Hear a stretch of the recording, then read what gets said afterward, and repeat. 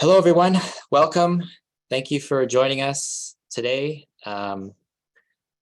This is one Lunch and Learn in a series of many Lunch and Learn webinars we've delivered over the past few years. I'm really excited to see you all here. My name is Josh Evans. I'm a professor of human geography at the University of Alberta, and I've been the research lead working with Laura Murphy for the past few years. And here at the Affordable Housing Solutions Lab. And we've been organizing these Lunch and Learns as a way just to bring speakers to the lab to explore different topics related to affordable housing. Today, we're going to explore the financialization of multi-family housing here in Edmonton. Before I turn it over to our speaker, Laura Murphy, just a few items I'd like to cover. Laura, if you could advance the slide. Thank you. So today's topic is financialized housing, and at its core are important questions about land, about ownership, and about power. And in this regard, this topic is of direct relevance to the continuation of settler-colonial relations here in Canada. So it's critical that we keep these relations in mind as we explore questions about our housing system. So with this in mind, we at the Affordable Housing Solutions Lab want to acknowledge that we are located on Treaty 6 territory, and we respect the histories, languages, and cultures of First Nations, Métis, Inuit, and all First Peoples of Canada, whose presence continues to enrich our vibrant community. If you'd like, if you can, you may enter an acknowledgement of the territory or lands that you are currently on in the chat. I'd now like to just cover some housekeeping items, namely speak to some of our principles that we've developed over the years in facilitating these kinds of webinars. Here in the slide are the core principles that we developed with community members, what we call our AHSL principles. I'll just take a minute to read these, but these are the principles that we draw upon and use to guide our activities, but also the discussions that we convene in events like this one today. So first is this commitment to the idea that housing is a human right. Through our activities, we aim to foster what we call brave spaces, which is to say we want this to be a safe space, but also a space within which we can challenge those in power and ask some of those difficult questions. This is a space within which we want to listen to understand, not respond. We bring this idea of the right time, right place, right people to move a conversation forward. We aim to be compassionately curious, not critical. Bring courage to invite people in rather than judge or call people out. We want to work from a foundation of trust. We ask that you speak for yourself and not others. We're committed to the idea that wisdom of many is stronger than the wisdom of one. Recognize that there's an essential need to hear the voice of those who are usually not heard. We want to listen to people's personal stories and experiences, focus on actions to issues and problems, and respect the confidentiality of the space. Today, we are recording this webinar. If you have questions you'd rather not be included in this recording, you can always email those directly to us at the lab, and we can carry on a conversation outside of this webinar. That email is just in the chat. So moving on, it's my pleasure to turn it over to Laura Murphy, the research coordinator here at the Affordable Housing Solutions Lab. And Laura will be speaking to the financialization of multi-family housing, broadly speaking, but also with a focus on Edmonton, Alberta. This The content of this presentation has come out of the work of our Housing Data Working Group, which Laura has been leading. And the purpose of this group is really to gain a better understanding of our housing system here in Edmonton by pulling together some of the data that we need to shape that understanding. And so really working to address some of the data shadows, so to speak, that color or limit our understanding of what's happening in our city. And the financialization of multifamily housing arguably could be one of those shadows that we're trying to illuminate here. So without further ado, I'm going to turn it over to Laura. As I said, there'll be some time for questions towards the end. And please, if you can, or if you haven't already, please mute your microphones, and you can unmute at the time we take some questions. Laura? Thanks so much, Josh. And thank you to everyone for joining us today. Really pleased with the response, and hope you find this of use.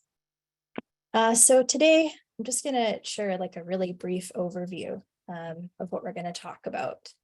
Just going to do a quick rundown of the Affordable Housing Solutions Lab. Going to touch on what is the financialization of multifamily housing or primary rental housing in Edmonton. What does this mean in Edmonton? And then we're going to wrap up with a brief overview of this opportunity that's come from the National Housing Council for a review panel on the financialization of multifamily housing. If you have any questions, feel free to pop them into the chat box below or into the Q&A box, and we'll try to get to everyone's questions at the end. So in 2016, End Poverty Edmonton recommended that there be a community-based learning project on affordable housing. In 2018, the city provided funds to the University of Alberta's Faculty of Science to create a learning project, which is housed in Earth and Atmospheric Sciences. And the lab started our work in October 2019. Part of the mandate of the lab is to raise awareness for the need for and the right to affordable housing. A key turning point is really taking a rights-based approach to what we do. This is really the key to understanding and effectively addressing our housing crisis. And one way we can apply a rights-based approach is by identifying major trends and emerging challenges that impact housing rights negatively. The guidelines on the implementation of the right to adequate housing is where this key approach comes from, and there's a lot of good stuff in there, even if you're not a part of an order of government. So what is the financialization of housing? We hear this phrase a lot. It's become kind of a new buzzword or a buzz phrase, but basically it just means the change from housing as a basic need to an item for investment. Housing then becomes detached from local housing needs, local incomes, and local economies, meaning that prices don't really fit according to what's happening at the local level. And it's divorced, or it's separated from its social function of providing a place to live in security and dignity. And we can see this detachment, if you can see the graph, I graphed the average cost of a single family house that was recently built and sold compared to incomes of men and women disaggregated by age in the city of Edmonton and surrounding area over time. And we see that incomes overall have remained quite flat, while there's been something else going on that has created a huge disparity and a huge detachment from cost of housing to local income. And in 2005 to 2008, we saw firsthand that the price of a single family detached home basically doubled in 3 years. That's not normal. There's something more driving that. So another way of thinking about the financialization of housing is local housing is not owned by local people in a local community, which is a totally different relationship to housing. And what we know of housing is really only a fraction of how housing continues to exist in the world. It's a bit confusing because we still experience housing.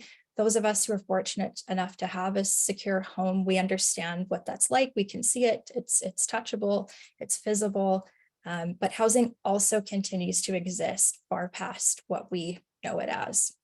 And investors have really taken housing as we know it as a jumping off point for the creation of other things that we can't really see.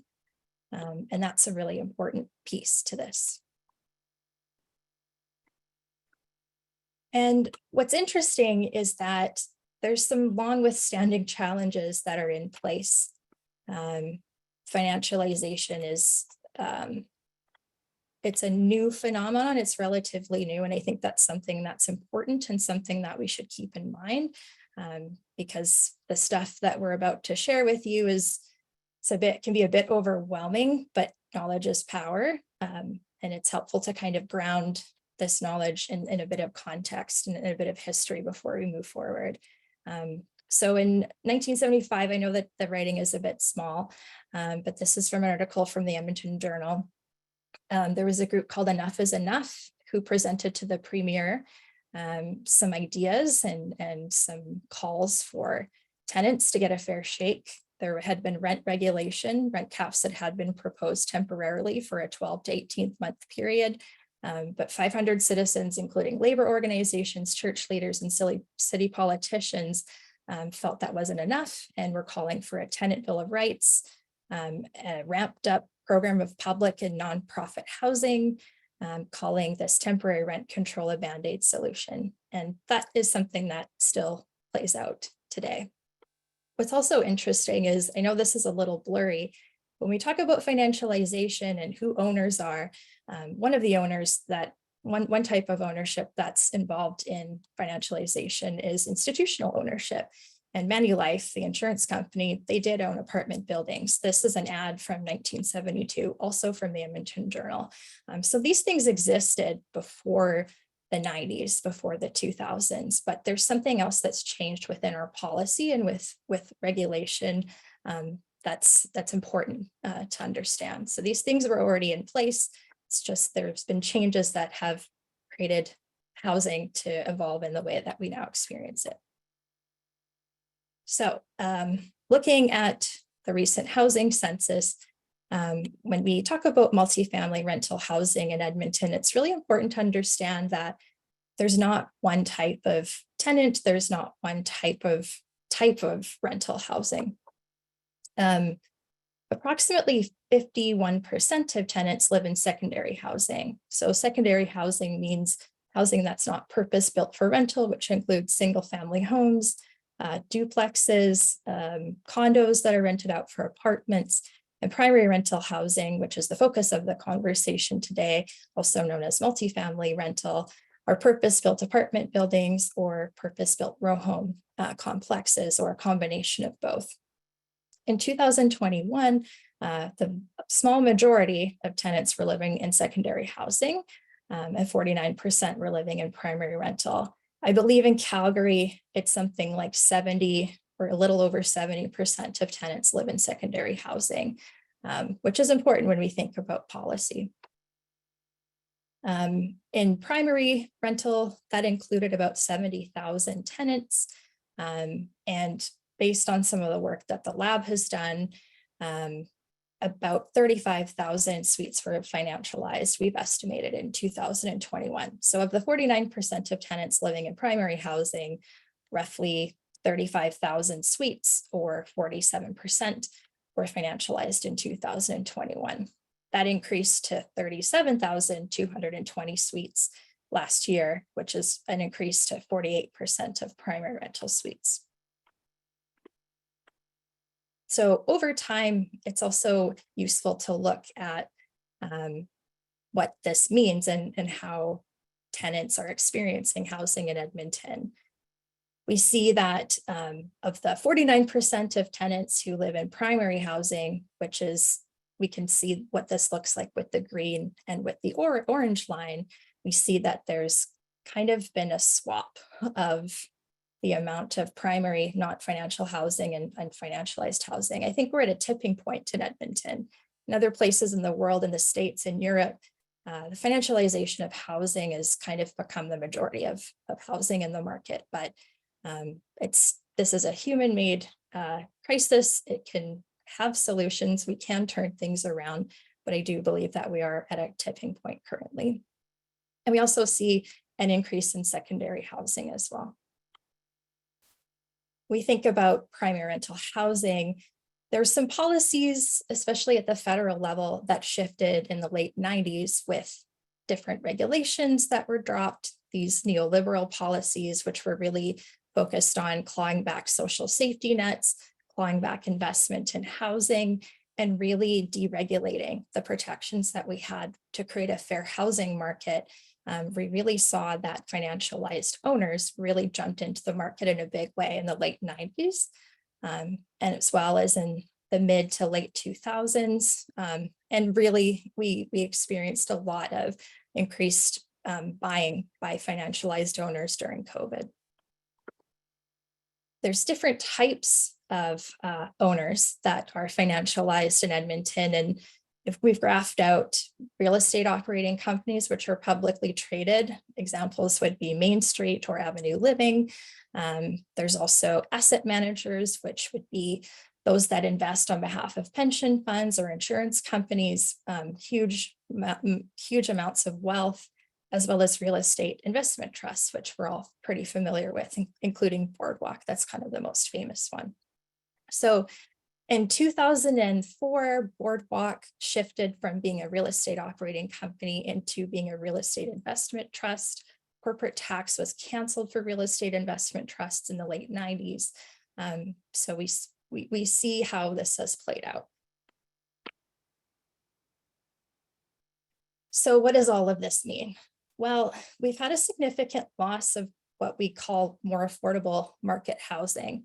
If we look at Edmonton, the city of Edmonton and surrounding area, between 2006 and 2016, we lost more than 50,000 more affordable market suites with rents less than $999 a month, which, to be clear, is still out of reach for a lot of people. But it does create a helpful benchmark to understand why our housing crisis continues to escalate. In 2006, roughly 81% of all rental suites were less than $999 a month. And in 2016, 27% of rental suites were less than $999 a month. So we're losing a lot of our quote unquote more affordable rental market housing.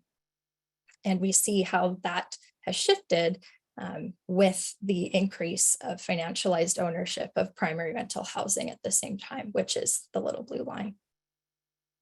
And for anyone who is curious, we will be sharing these slides. We'll be posting them to our website, and we'll also email them to everyone who attended today. So what does this mean? How can we make sense of what this means for tenants? A growing number of households are unable to access housing that is affordable, in a good state of repair, and with enough bedrooms. Unacceptable housing is housing that is directly unaffordable. So households are paying over 30% of income towards housing costs, or directly unaffordable, which means tenants are living in homes that are more affordable because major repairs are needed, or there are fewer bedrooms than what the household needs, which is unacceptable. It's similar to core housing need, but core housing need doesn't include students. It doesn't include households that are paying more towards shelter costs than income. And also core housing need assumes that tenants can move to housing that's more affordable, even if that means that overall the household is living less affordably because of increased transit costs, challenges to get to childcare or schools, and things like that. So in 2021, over 68,000 tenant households in Edmonton were living in unacceptable housing. And if we compare that with core housing need, which is a measure that is typically used to underpin a lot of our policy, that's less than half of what is going on with tenants living in unacceptable housing. So according to our estimates, There's a number of players involved in financialized ownership in Edmonton, which is similar to trends across Canada. Boardwalk is the primary owner with 34% of all financialized units, financialized suites in Edmonton, followed by, with 34%, followed by Main Street, 15% Avenue Living. Both Main Street and Avenue Living are real estate operating companies. Boardwalk is a real estate investment trust, followed by Hazelview or Timber Creek, which is an asset manager, Centurion, Widener Investments, Greater West Life, London. It's an insurance, used to be an insurance company. Real Star, which is also an asset manager, Epic Investment Services, Devereaux Group of Companies, and then the remaining 22% of financialized owners make up 22% of the financialized ownership of primary rental in Edmonton. This is a very crude map, and we're going to be hopefully creating some more maps that look at neighborhood level and impacts of cost and how this has played out. But just very preliminary results show where a lot of this ownership is focused, which is really around where transit is accessed, either on the west side or downtown through the LRT. And a lot of these financialized companies, that's part of their strategy is to buy underassessed or undervalued properties, especially those along transit lines. And there's no regulation to prevent that. So in a way, it's almost as if they're receiving a passive subsidy for buying up rental housing along LRT lines, which was intended to make housing and travel around Edmonton more affordable, but hasn't really turned out to be that way for a lot of households. When we think about financialization, we just aggregate this also by year of build. This is really relevant, and I'm jumping ahead here a little bit, but this is really relevant to federal housing policy, especially when we talk about the investment fund. There's been a proposal for the government of Canada to set aside funds to buy, quote, more affordable market rental. And a lot of that is older stock that was built between 1960 and 1979. And we can see that the majority of rental stock in Edmonton is older, 54.7% in the city. And again, it's like as if we're at this tipping point where there's still quite a lot of housing that's not financialized, but it could really go either way. We're also seeing in the past with financialized owners, they really tended to acquire older properties and then do the things they do with doing some moderate improvements and then increasing costs in the line with returns to shareholders or investors. But we're also seeing a lot of financialized owners getting into new builds, either acquiring recently built properties or building them themselves. And Caprete, in their most recent financial report, annual report, talks about really getting out of properties that are older. Wear and tear is really escalating just with these costs, just with the climate change, and especially in Edmonton, we have like 80-degree weather swings within just a few months. So many are trying to get into new builds to offset costs of adjusting or making repairs on some of these older properties. So what does this mean in Edmonton?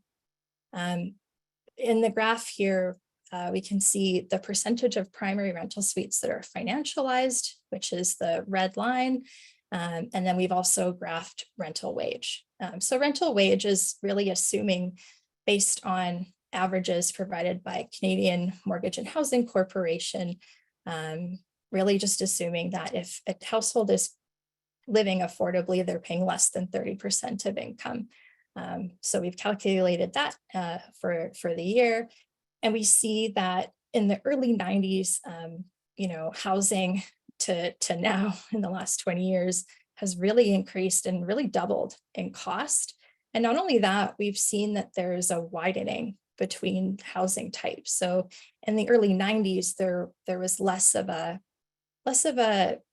increase or less of a cost difference between 1-bedroom apartments and 3-bedroom row houses. But we see in the late to last few years that this cost has widened even between the different types of housing. And rental wage is quite high. And I'll get into a little bit more what that means according to income. But this is what it's interesting, because the cost of rental housing has really kind of followed this line of the amount of housing that is financialized. So when we look at the different areas in Edmonton and we can graph income, a couple of slides ago, we talked about unacceptable housing. So we look at Edmonton and area, there is some data provided for average incomes for households that are living in housing that's unacceptable. And I think this is where we hear this conversation, or we hear this phrase over and over again, that Edmonton has affordable housing, it has affordable rental housing, but that's really not the experience for many tenants. And I think this is where we see how this breaks down. So if we look at all tenant households overall, the average income is over 70,000. So you could afford rental anywhere across the city and surrounding area. If we look at tenant households that are living in acceptable housing, incomes are even higher. So there's a lot of housing choice. And then when we start to look at the, I think it's 75% of tenant households in the city of Edmonton that are experiencing some form of an affordability, either on its own or living unaffordably in housing that also requires major repair or doesn't have enough rooms for household. We see that there's a few parts of the city where tenants may have some choice, but some don't. So if you're living in housing that is unaffordable and in a state of major repair, there isn't really anywhere for you to move. There's not really any housing choice available. Same for households that are living in housing that's just unaffordable. So this is where we start to really kind of understand housing supply at present isn't really meeting the needs of tenant households, and certainly not the 68,000 households that are living in unacceptable housing. So what's interesting is when we graph rental wage against income over time. For decades, Edmonton or Alberta has really maintained the title of the province with the largest gender wage gap across Canada. So I'll be comparing and contrasting men's income with women's income in the next few slides. But what's interesting is we see men's income has increased for most age groups, but we also see there is some flattening, and we're also seeing men that are aged 25 to 34 for the first time are starting to have some potential housing choices be limited to them. And this is, when we talk about housing supply, this is really a gendered issue. So when we look at women's income, it's a very different picture to men's income, right? Like most, and this isn't disaggregated by any other group. It's just men in general and average employment wage. But when we look at women, there's really not a group that can afford housing consistently over time or has access to housing choice over time, which has implications for families, for households that are making different choices, for housing alternatives. And it's something that we really should be paying closer attention to. If we zoom in and look closer, we can see that, women age 25 to 34, women 35 to 44, 45 to 54, and up have been able to afford housing and have access to different housing choices over time, especially in the late 90s. But we start to see that this income isn't maintaining pace with the increasing costs of housing, really driven by financialization, which really makes things challenging for women. And things are even more dire when we look at households that rely on social assistance, age, minimum wage, because this has been a long-standing issue where there really wasn't a time where anyone living on relying on social assistance was able to afford housing. And the rates of social assistance just have not kept pace with housing costs realistically over time. So that's really dire when we think about the increases to rental wages. And even in Alberta, I mean, families do rely on rent caps, and they are an important piece for many households that are reliant on them, but rents are not capped and housing subsidies are. And even with housing subsidies, doesn't quite meet those gaps. Okay, so now that we've really gone into it, and we can all take a deep breath because that was a lot of information and a lot of trends that are not really going in the right direction. Again, this is a fairly new phenomenon, which is important to remember. Things were not always like this. And there is some opportunity to change, to push for change in the way the federal government and the Canadian Mortgage and Housing Corporation are really thinking about the financialization of housing, as well as an opportunity to demonstrate really what the right to housing means in practice. So the National Housing Advocate has asked the National Housing Council to create a review panel to examine the financialization of purpose-built rental housing in Canada. And the review panel is the new mechanism for rights-based participation, meaning that those who are most impacted by the financialization of rental housing will be prioritized. It's something that's new, so it's important that we learn about what it is, and we also push for changes not only around financialization of housing, but the creation of these processes and potential mechanisms for tenants to be able to realize the right to housing. And the National Housing Act, we have a legislated right to act.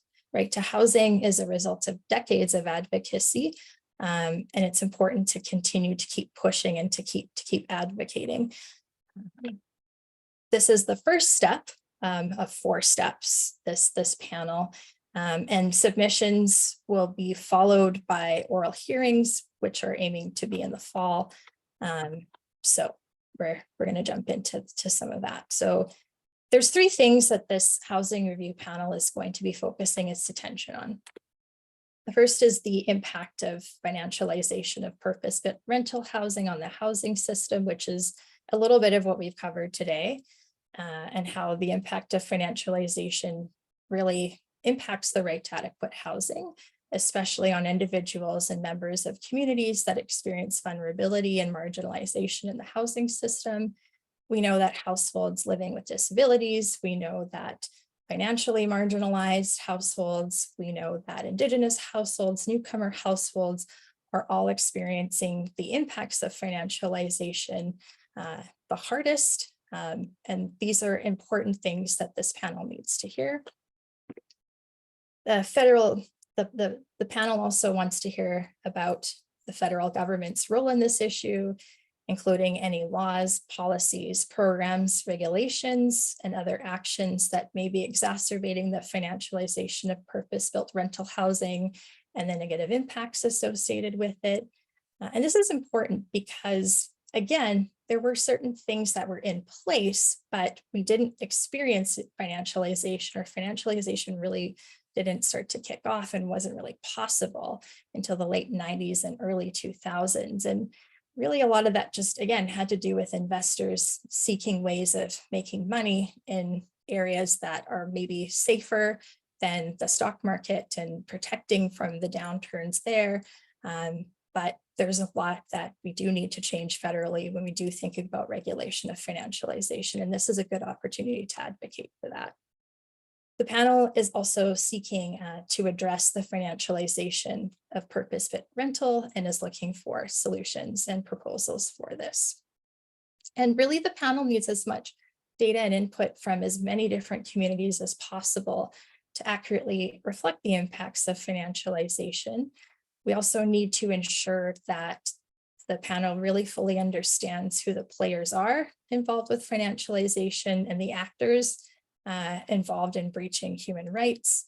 And again, I believe we are at a tipping point. So there's some possibility to really start to push for action here. So individuals and organizations are encouraged to send in a written submission to the panel. through mail or email by June 23rd, which is why we hosted this event today. It's exactly 1 month from now. There's some details on the panel on what's required and how to submit.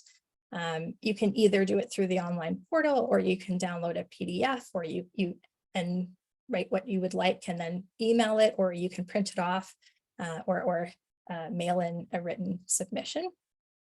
There's possible extensions upon request, especially if folks plan regional engagement. So I would suggest checking out any number of these links, which we'll include on our website, and we'll also email this out to you following this session.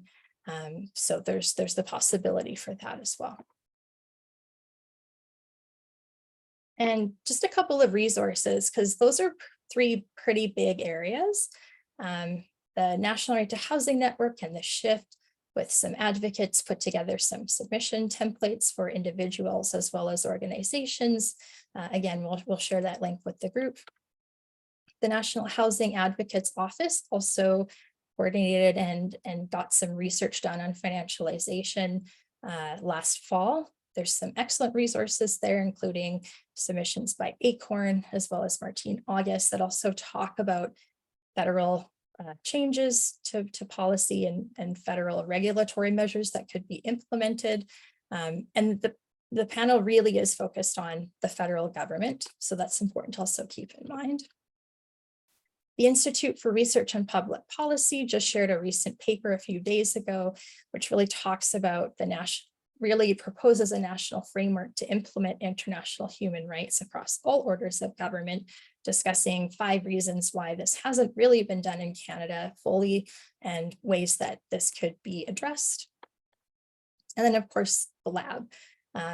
So we are planning on sending in a submission if there are tenants or anyone else who would like to work to support the work of a submission or would like to be kept in the loop. We will do our best to share the things, the pieces we'll be sending in ahead of time, but please reach out and we'd really love to connect with you.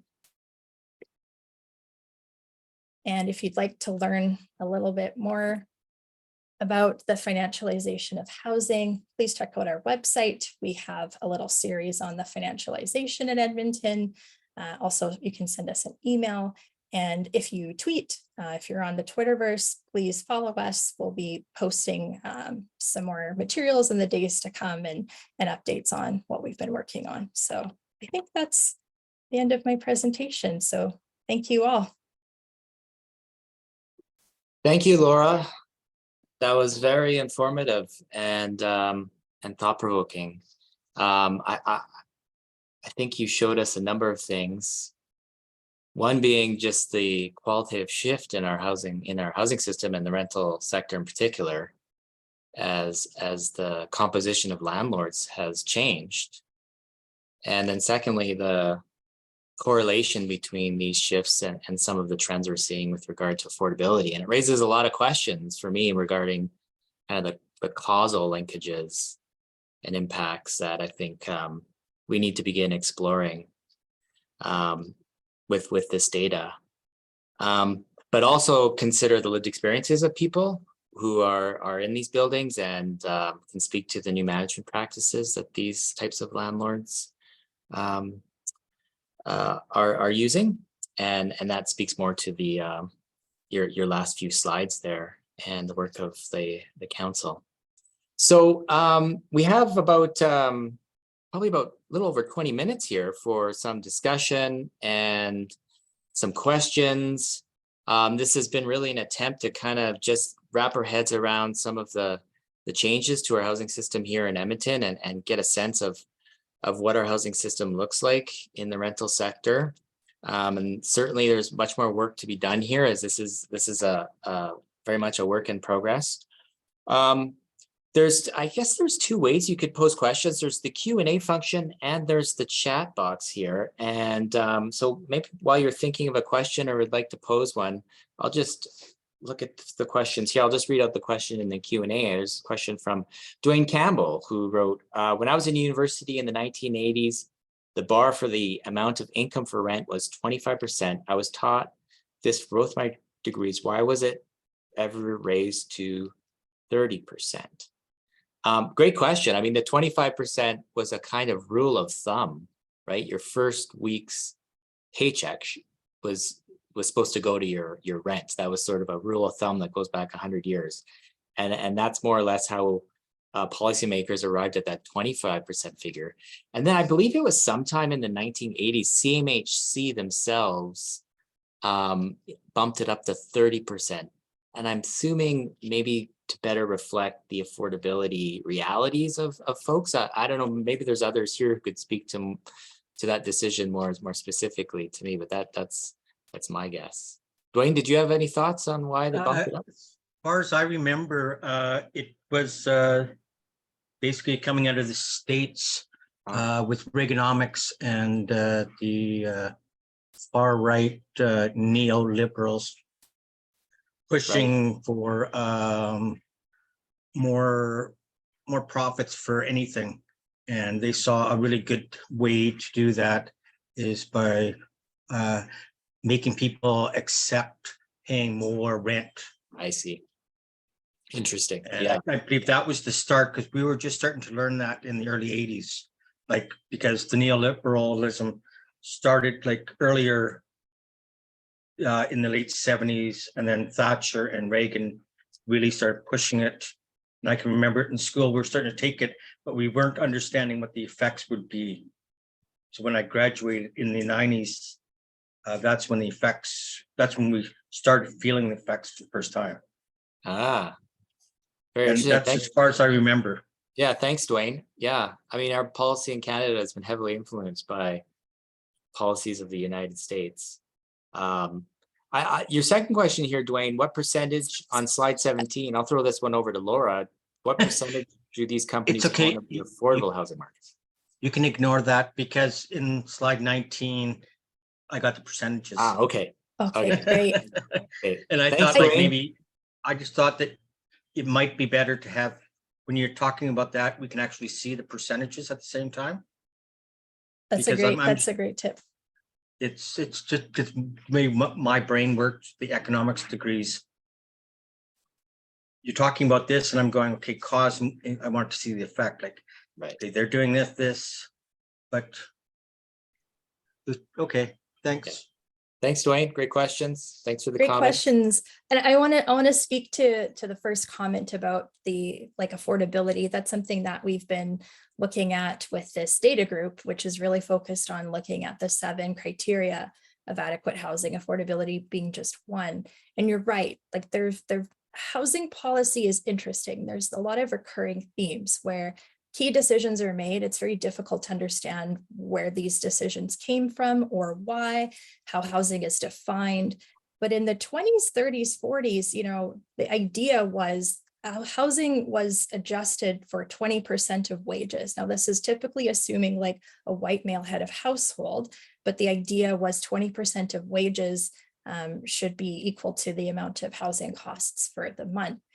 In the 60s, 70s, that kind of quietly crept up to 25%. And now we know this is 30%. But what's interesting is when we think about 30% of income to wage today, I mean, net and gross income are very different. They were very similar in the 20s, 30s, and 40s, right? Like when we think about deductions from tax and we think about the amount of extra things that households have to pay for now that were included with social safety nets before the 90s and before these neoliberal policies started to play out, it's like we haven't really considered that yet. The UN's recommendation is 25% of income to rent, but something that is not captured anywhere that I've seen when we talk about affordability is the amount of credit card debt that households are going into. So Boardwalk, Main Street, Main Street even advertises for newcomers, especially international students, that they'll help you apply for a credit card.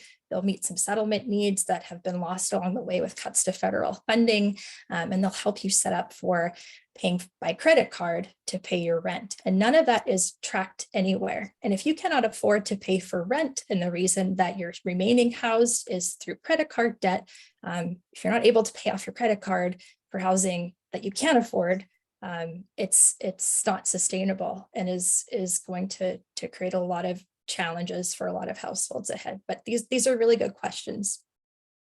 Laura, I wonder if I could direct your attention to Katrina Wilson's question. Katrina asked, what is the best approach for a submission to the panel? Should it be a personal or organization's particular need, and any gaps are more focused on suggesting solutions? That's a great question. This is a new process. There was discussion that it would be great to have coordinated efforts and to have like some similar key messages. So the lab will be sharing some of those things. We're working with the Shift and the National Right to Housing Network and other colleagues and advocates across Canada. We're all kind of working on our own submissions, but we want to make sure that the recommendations are really specific. We lay out what needs to be done, how is it possible, so that it could be done tomorrow. And regardless of how this plays out, we want to use this as a springboard to push for action, hopefully through this process, but potentially in other ways too. My impression is the most submissions possible that we can get, especially from individuals, especially from organizations, that's really going to be incredibly helpful. There's a little coalition of, I think they call themselves Renter Affordable Coalition or Rental Affordable Housing Coalition in Canada, which is comprised of 5 REITs, Capri, Boardwalk, InterREIT, Killam, and Minto, who have already put forward proposals and are quite mobilized. So that's something that we really need to combat. And in the absence of good information, these same players can really provide a convincing counter narrative and can provide a way forward, where they propose that the federal government use $1 billion to buy their older stock off of them as a way of preserving affordable housing. So that's really important.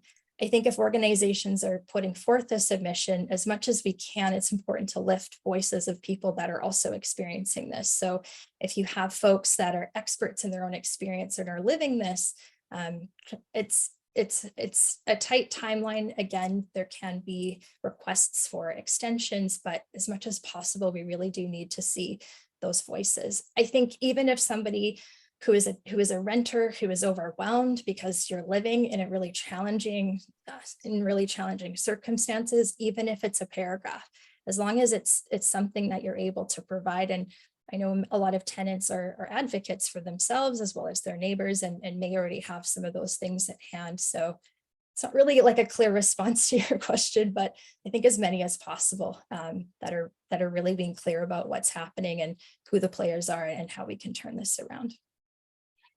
So there's questions from Valerie and Marcy here. I also see Danielle, you have a hand up. Is this related to the submission topic, or is this, Danielle, do you have a different question? I do have a different question. Do you want me to ask now, or do you want me to wait until after the submission questions are asked? Why don't we go to Valerie's question and then Marcy, and then we'll come to you third here, Danielle. Is that okay? Sounds good, thanks. Okay, we'll just go in the order here. So Valerie in the question and answer asked, could you briefly explain what responsibilities fall under municipal, provincial, and territorial and federal jurisdictions in terms of housing regulations? Would there be a resource where I can learn more about that?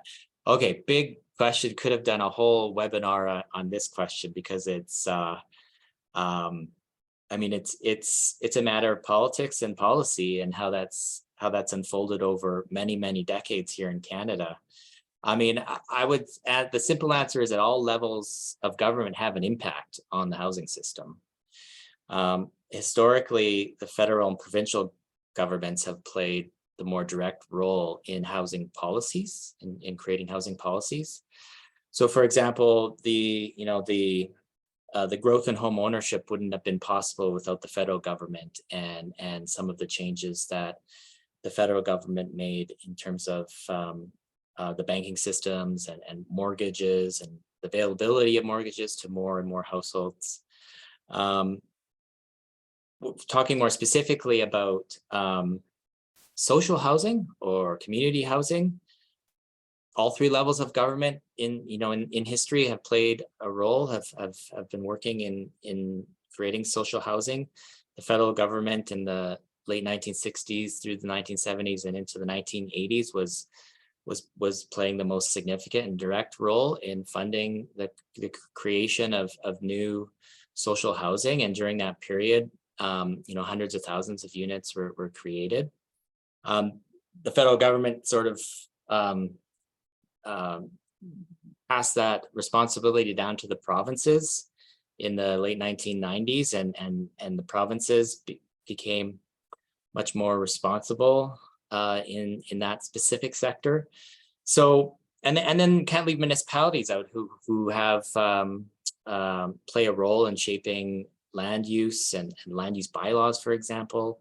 And so those specific kinds of regulations that bear upon the urban fabric itself certainly have an impact on our housing system. So that's a long-winded, complicated answer that maybe starts to get at your question there. I'll pop a link into the chat though. At the lab, we did a little blog on policy levers that are available to the municipalities that can have an effect on or impact on affordable housing. I just popped that into the chat there. But that great question. And it's the history of our housing system in Canada is the history of how this question has been answered from decade to decade over time. And the landscape of housing we have today is really a reflection of that decision making over time. Thank you. Can I just say something? Thank you for the great answer. I was just wondering, basically, I asked this question to know where we should focus our attention if we are going to submit something, right? If it's going to be at the federal level, what should we really focus on policy-wise? What can a federal government actually control over, like in terms of the specific submission? Great question. I'm curious what others think. Yeah. Does anyone else have a strong feeling?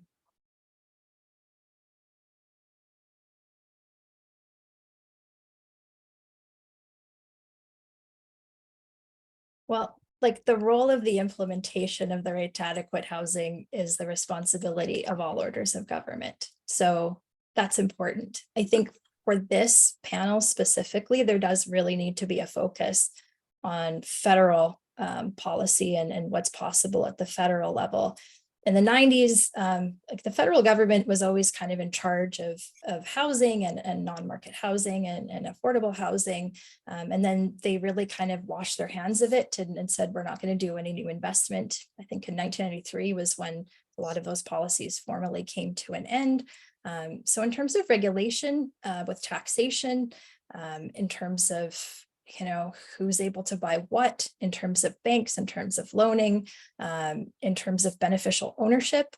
That's a tool that really is legal and is used in Canada, and one that financialized owners and investors use to kind of muddy the waters and kind of hide where the ownership lives, which makes it really difficult to figure out who owns what our housing looks like, who is it created for, how are rents adjusted, are they adjusted to the incomes of tenants, or are they adjusted for returns for shareholders?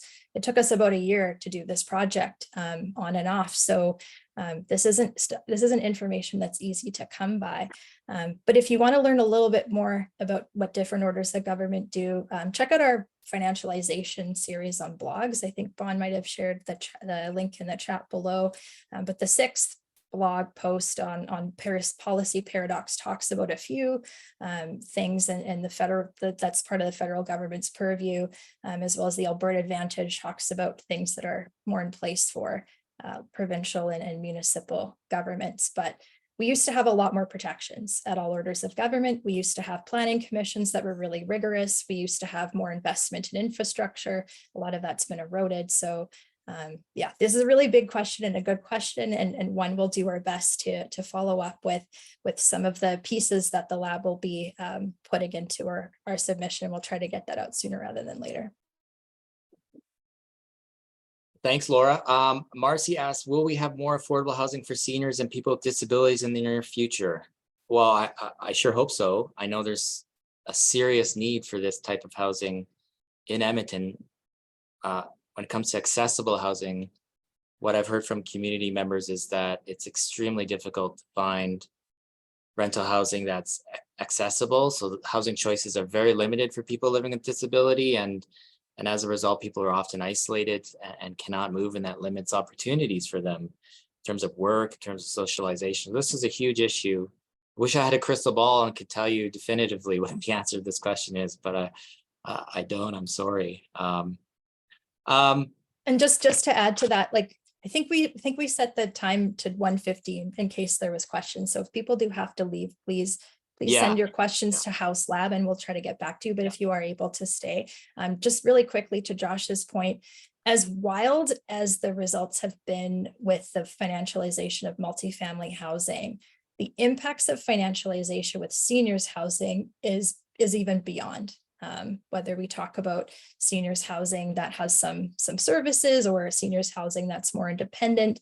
And we've seen the impact of financialization. We witnessed it firsthand with how COVID wreaked havoc and was devastating through so many long-term care facilities. I would encourage you to check out, again, our blog series on financialization. And we do have a piece that talks about types of financialization, one of which is seniors. There's more data and more information there, but without some regulation, without some key pieces without some changes, people won't be able to afford housing as seniors. And, you know, like as of the 2016 census, over, I don't know, it's 1 in every 2 households in Edmonton has a household member with at least one activity limitation. So we need housing that is accessible.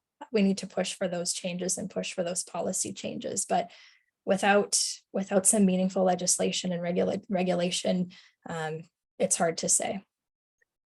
Danielle, you've been waiting so patiently. Throw it over to you for your question.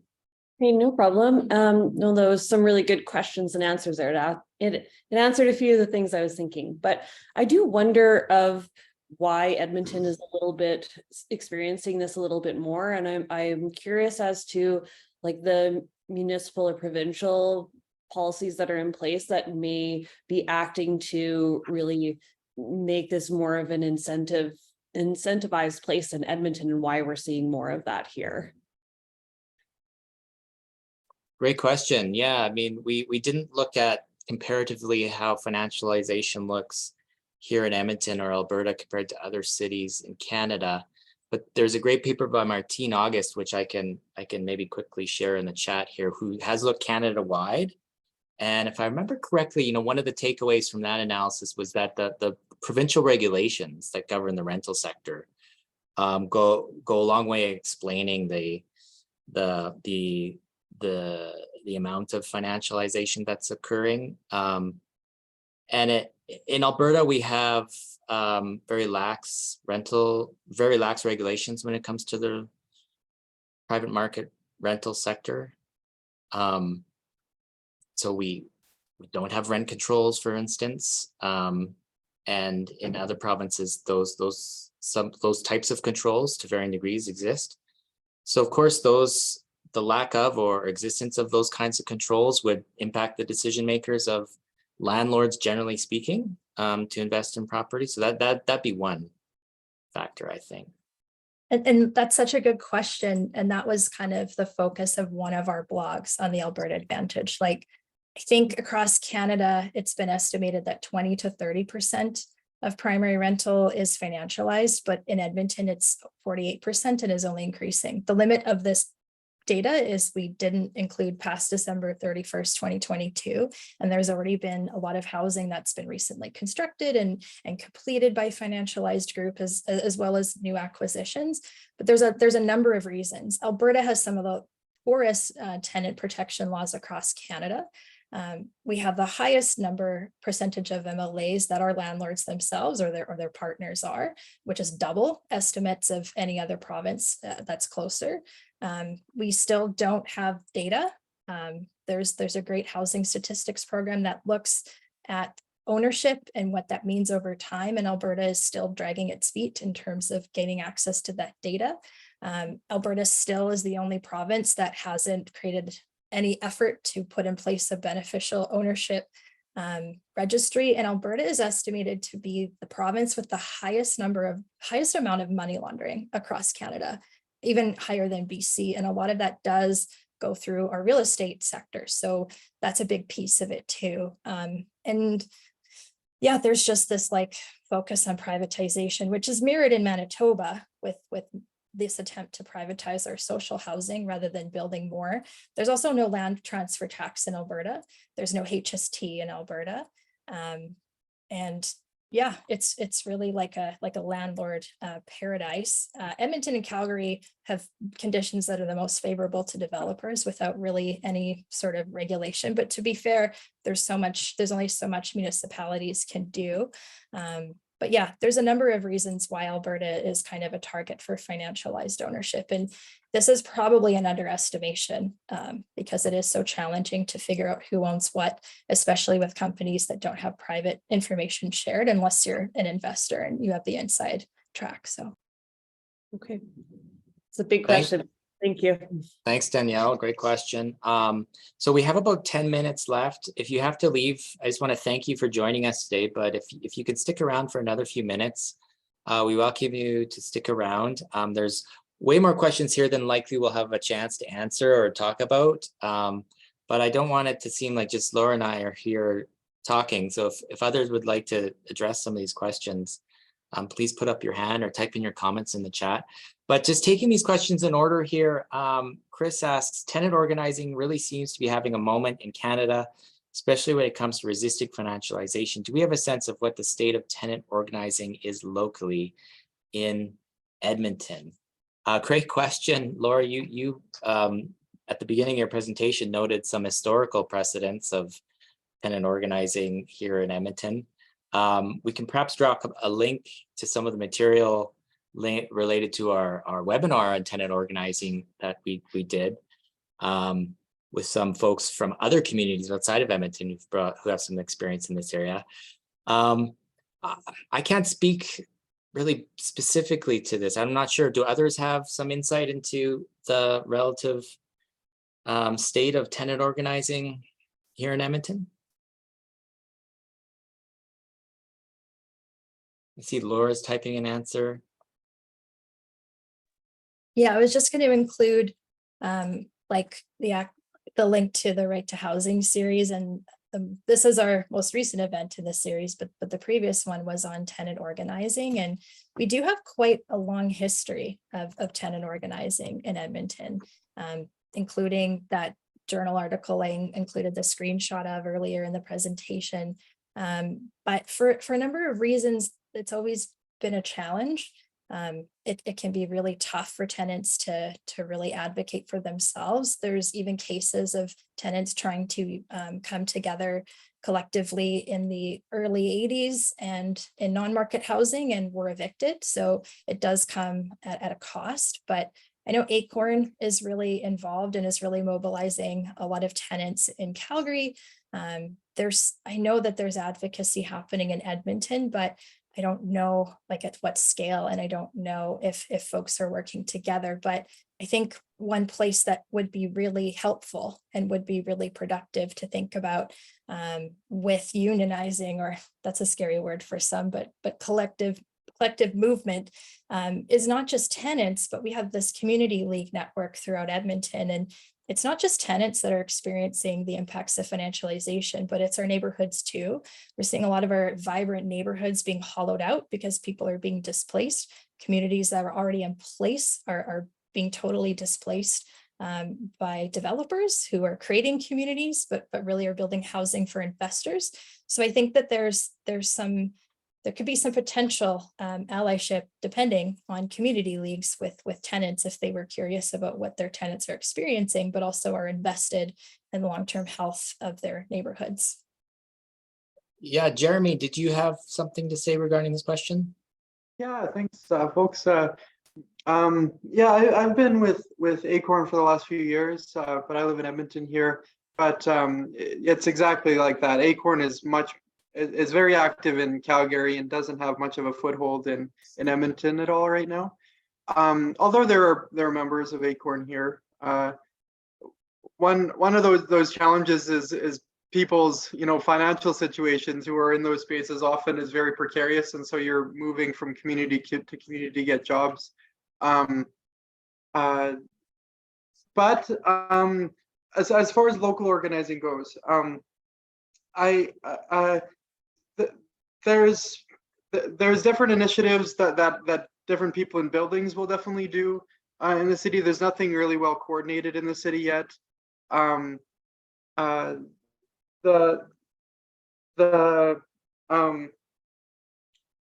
kind of big questions right now is, I think in Edmonton, is like the landlord licensing kind of thing to try to be at least regulating some of the ways that landlords run their businesses and have a bit more check and balance process in that at a municipal level. But I think there's a lot of eagerness and willingness. Like Laura said, there's a history of it here. There's definitely core problems of people's income situations, and people are always asking this question. I think Acorn it would be a good place to reach out to if people are interested. And I think if we build up a better base of just people having the mindset, like just being on the ground, door knocking, trying to reach out to their neighbors in other neighborhoods, that would be very helpful in the city if more people jumped on that. So yeah. Thanks, Jeremy. Marcy, did you have something to add to that or a question? Yes, I do. I'm a part of an appointment agency called the Duke Links Connect Center, and it's an agency for people like me to find jobs and learn life skills and housing. And plus I put in a check saying that we have the Duke Foundation up in the Duke. It's for people with disabilities and seniors and young families for affordable housing. Wonderful. And what was the name of that again? It was the Duke Foundation. Okay. Excellent. So maybe we can look that up and drop a link. Is there a website we can put a link to in the chat here? It's the Duke Foundation, www.thedukefoundation.ca. Okay. Google the Duke Foundation. I'll do that now. Thank you for sharing that, Marcy. You're welcome. Laura, do you want to take the next question while I look that up? I think we're Sarah Auger. Yes. Yeah. Do you think there is a correlation between the financialization of housing and potential landlords demanding credit score information? Is there any data or commentary in this area? I think there's definitely something going on when we talk about financialization and we talk about creating these inventions that are created to generate more wealth. We know that debt is like the area that a lot of investors are really involved in, whether it be mortgage debt or credit card debt. And a lot of tenants are kind of, challenged with meeting the gaps between income and cost of housing and are using credit cards to tide over, which isn't new. Households have done that for a long time, whether it be grocery bills or utilities. But I think what's really interesting is if you don't have a credit card, if you don't have a lot of income, it makes things incredibly challenging to develop a credit score. And it is kind of like creating this an additional layer of inequality for tenants that maybe don't have a credit score or don't have as good of a credit score because they don't have access to more funds to buy more and to be able to pay it off. I think what's also troubling is when it also comes to utilities, there are a lot of ways that tenants are punished. So I know of cases where tenants have moved into a suite and the previous tenant may not have paid their internet bill. So the provider may ask for a deposit of $300 or they may ask to do a credit check score. So that's something that can accrue a lot of additional fees. It's something that is quite classist when we talk about credit score and we talk about who the players are and the purpose for that existing. And it creates additional challenges and barriers for tenants, certainly.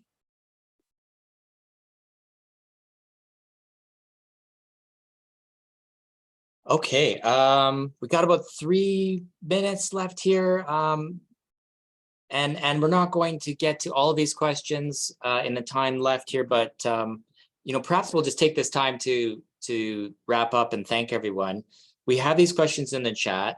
And I want to thank you so much for this, for putting your ideas and your questions. We can take these and actually work with them here in the lab and integrate these into our next series or our next set of activities, which is really helpful for us. So, but I want to just thank Laura for doing this work, and those in the housing data working group as well, who've been working with Laura to shape the ideas in this area. And thank you so much for putting together this presentation, Laura. Thank you everyone for attending today. Really appreciate you spending an hour and a bit here with us. We'll post this recording on our Affordable Housing Solutions Lab website. And as Laura said, we'll share the slides with the folks who attended today. If you do have questions and would like to reach out to us, you can write to us at our email, houselab@ualberta.ca. Or you could write myself, joshua.evans@ualberta.ca, and we'll be happy to carry on the conversation. So have a great day, everybody. Thank you so much, and look forward to seeing you at our next event. Bye for now.